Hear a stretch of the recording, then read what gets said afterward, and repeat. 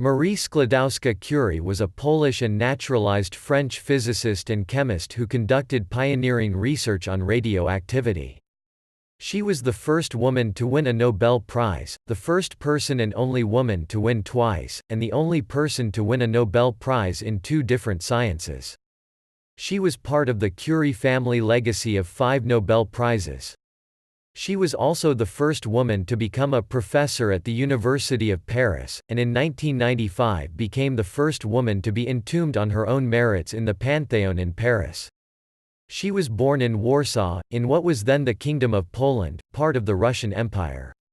She studied at Warsaw's clandestine flying university and began her practical scientific training in Warsaw.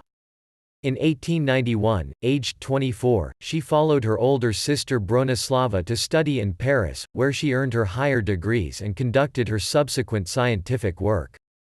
She shared the 1903 Nobel Prize in Physics with her husband Pierre Curie and physicist Henri Becquerel. She won the 1911 Nobel Prize in Chemistry. Her achievements included the development of the theory of radioactivity, techniques for isolating radioactive isotopes, and the discovery of two elements, polonium and radium. Under her direction, the world's first studies into the treatment of neoplasms were conducted using radioactive isotopes. She founded the Curie Institutes in Paris and in Warsaw, which remain major centers of medical research today.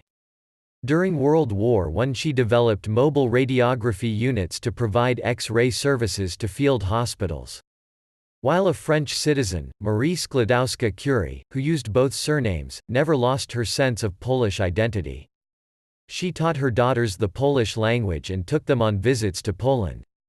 She named the first chemical element she discovered polonium, after her native country. Marie Curie died in 1934, aged 66, at a sanatorium in Sancellemoz, France, of aplastic anemia from exposure to radiation in the course of her scientific research and in the course of her radiological work at field hospitals during World War I.